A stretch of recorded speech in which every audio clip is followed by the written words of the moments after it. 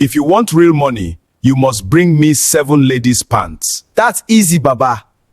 Not just any pants. Each must represent the 7 colors of the rainbow. Red, orange, yellow, green, blue, indigo, violet.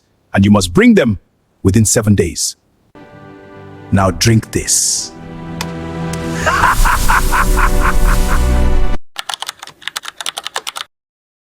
Late in the evening, Tochukwu hurried back to the herbalist's shrine. His heart was racing. His face was covered in sweat. He looked tired and worried. As soon as he entered the dark hut, he spoke quickly. "I cannot find a violet pant anywhere," he said, almost out of breath. The herbalist slowly lifted his head and stared at him. His face suddenly became dark and serious. "Am I supposed to look for a violet pant for you?" the herbalist asked coldly. Tochukwu swallowed nervously. "I have searched everywhere," he said, "in my compound, in other hostels, but I cannot find violets." The herbalist leaned back slowly on his stool. "You have already started the ritual," he said in a deep voice. "There is no turning back now." Tochukwu felt his stomach tighten. The herbalist leaned forward again and stared straight into his eyes. "If you do not complete the ritual tomorrow," he said slowly. Then he paused. The silence in the hut became heavy. Tochukwu's legs almost gave way beneath him. Fear began to rise inside his chest. The herbalist suddenly shouted loudly, "Just go and find it!" Tochukwu jumped in fear. The sound of the herbalist's voice echoed inside the hut. Tochukwu slowly stepped backward, his hands shaking. A cold wave of fear crawled down his spine. Because tomorrow was the 7th day. The 7th day finally arrived. But Tochukwu had a big problem. He had only collected 6 pants: red, orange, yellow, green, blue, indigo. Only violet was missing.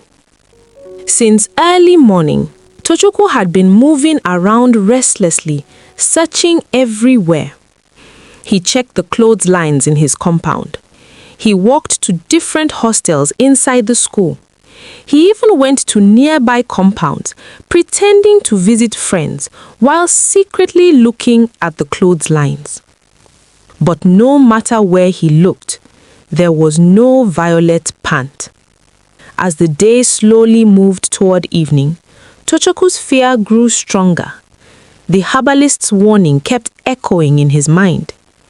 "If you do not complete the ritual on the 7th day," Tochukwu tried to push the thought away, but it kept returning again and again.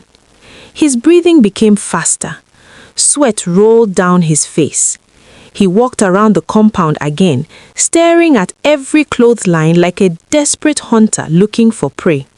But still, nothing.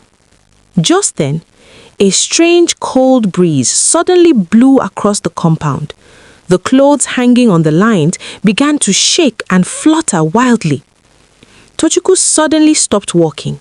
His body became stiff. Something felt very wrong. Slowly, his head tilted to one side.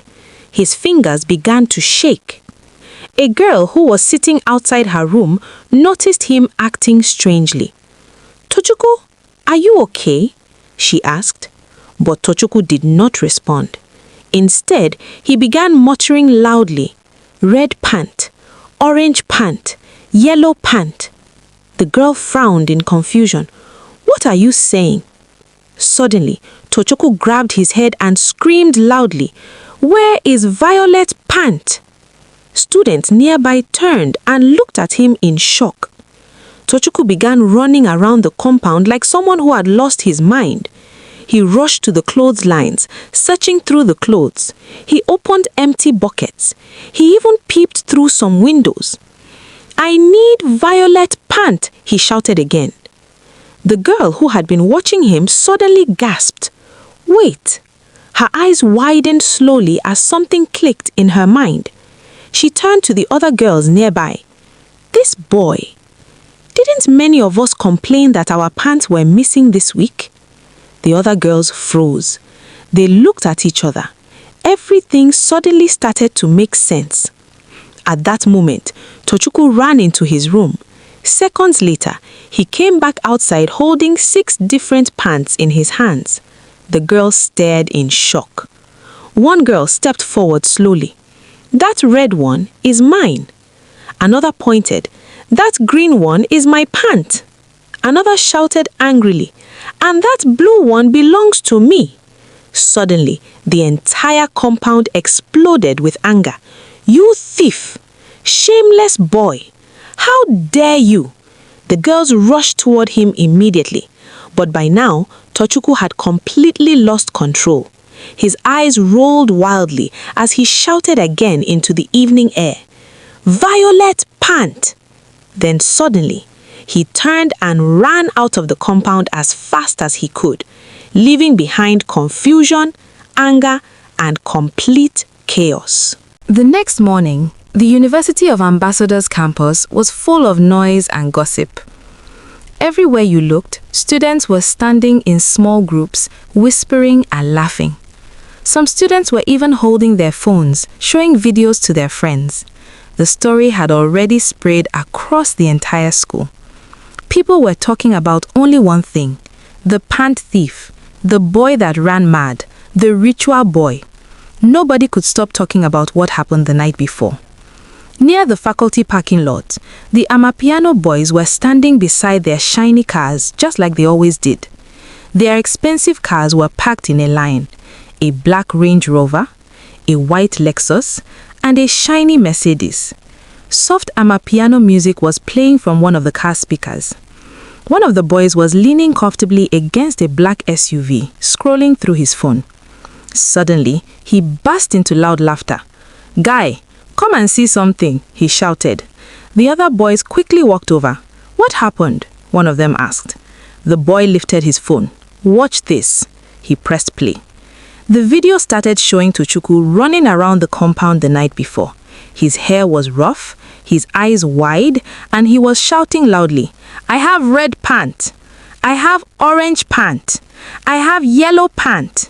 Students in the video were screaming in shock. Some were laughing loudly, some were crying, some were shouting angrily.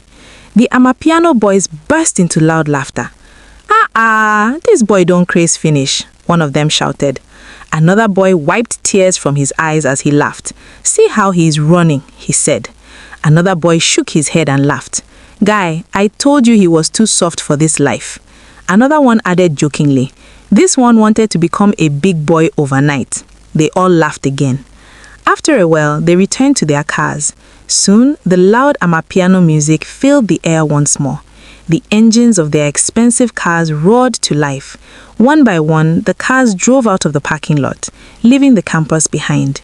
But somewhere far away from the university, Tochukwu was still running, still shouting, still searching. Violet pant. And that was how a young man who only wanted a luxurious life lost his mind chasing it. This story teaches us contentment. Be content with what you have and work honestly for success. Tochukwu was not poor. He had the basic things he needed in life. But because he wanted fast wealth and luxury, he chose a dangerous path. In the end, his greed caused him to lose his peace and his dignity. Choose your friends wisely because the wrong friends can destroy your future. The Amapiano boys influenced Tochukwu. They made ritual money sound easy and attractive. Instead of encouraging him to focus on school or work hard, they pushed him towards something dangerous. Do not lose yourself trying to impress people. Tochukwu wanted to fit in with the rich boys on campus. He wanted the cars, the attention, and the lifestyle. Because of that pressure, he ignored his conscience and did something shameful. So the question is, what would you have done if you were Tochukwu? Would you have ignored the Amapiano boys? Or would you have taken the same risk? Let me know your thoughts in the comments below. And if you enjoy powerful African stories like this, stories filled with drama, suspense, lessons, and real-life situations, don't forget to like this video, subscribe to the channel, and turn on the notification bell so you never miss the next story. Because the next story might be even more shocking. Until next time, stay wise and make the right choices. I love you all.